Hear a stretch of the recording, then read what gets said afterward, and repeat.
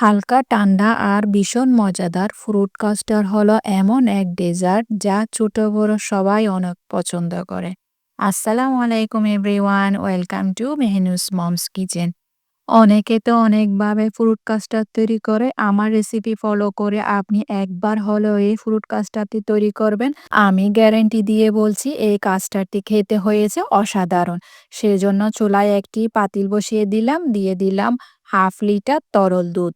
দুধটিকে অনবরত নেড়ে চেড়ে আমি জাল করে নিয়েছি। জাল করে একটু ঘন করে নিতে হবে। সে পাকে আমি কাস্টার্ডটা তৈরি করে নিচ্ছি। 3 টেবিল স্পুন কাস্টার্ড পাউডার নিয়ে নিয়েছি। সেই সাথে দিয়ে দিলাম 1/4 কাপের মতো তরল ঠান্ডা দুধ। দুধ আর কাস্টার্ড পাউডার ভালো করে মিশিয়ে আমি একপাশে রেখে দিলাম।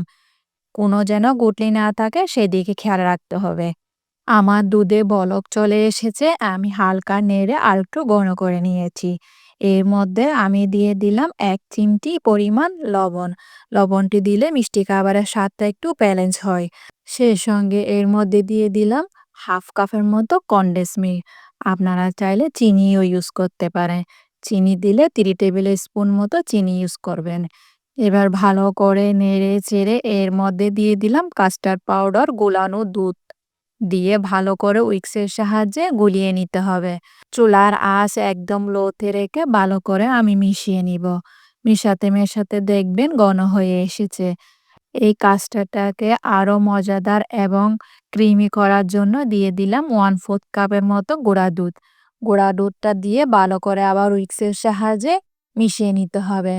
কাস্টার্ড রান্না করার সময় চুলার আঁচ একদম লোতে রেখে কাস্টার্ডটাকে ভালো করে কুক করে নিতে হবে। কাস্টার্ডটি ভালো করে রান্না না করলে কাস্টার্ড পাউডারের একটি কাঁচা গন্ধ থাকে, ওইটা থেকে যায়। সেজন্য ভালো করে কুক করে নিতে হবে। এবং এর মধ্যে দিয়ে দিলাম 2 টেবিল স্পুনের মতো বাটার। বাটারটি দেওয়ার পর আবার ভালো করে মিশিয়ে নিব। কাস্টার্ডের মধ্যে বাটার ইউজ করলে বাটারটি হবে একদম স্মুথ এবং শাইনি। চুলার আঁচ একদম লোতে রেখে কাস্টার্ডটি আমি রান্না করে নিব।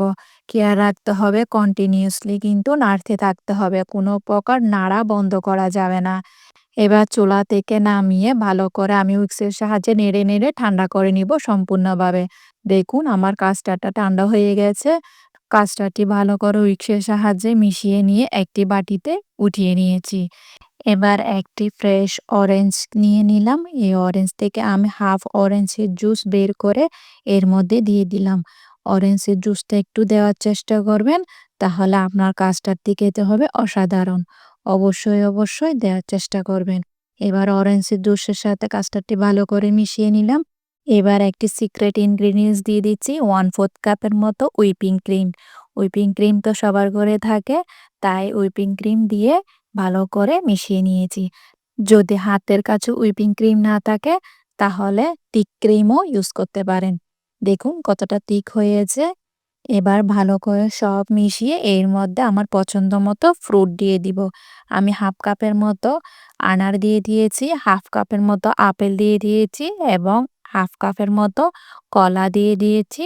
আপনি চাইলে আপনার যে পছন্দ ফ্রুট, সে পছন্দ অনুযায়ী আপনি ফ্রুট ইউজ করতে পারেন। এভাবে করে কাস্টার্ড তৈরি করলে 2 দিন ফ্রিজে রেখে খেলেও একটুও পানি বের হবে না। অনেকের প্রশ্ন থাকে কাস্টার্ড ফ্রিজে রাখলে 1 দিন পর পানি বের হয়ে যায়। এভাবে করে তৈরি করলে একটুও পানি বের হবে না। এবার দিয়ে দিলাম আলু বখারা। উপর দিয়ে সাজিয়ে দিয়ে দিলাম। আপনি চাইলে আপনার পছন্দ মতো বাদামও দিতে পারেন। এবার এর মধ্যে দিয়ে দিলাম আমি কিছু আনারের দানা। আমার পছন্দ মতো আমি ডেকোরেশন করে নিয়েছি। দেখতে যতটা সুন্দর হয়েছে খেতেও অনেক লোভনীয় হয়েছে। আমার রেসিপিটা ফলো করে আপনি একবার হলেও এভাবে করে ফ্রুট কাস্টার্ডটি তৈরি করে খাবেন। ইনশাআল্লাহ আপনার কাছে অনেক ভালো লাগবে। যদি ভালো লেগে থাকে তাহলে ফ্রেন্ডস এন্ড ফ্যামিলির সাথে শেয়ার করবেন। দেখা হচ্ছে নতুন আরেকটি রেসিপি নিয়ে। সে পর্যন্ত ভালো থাকবেন।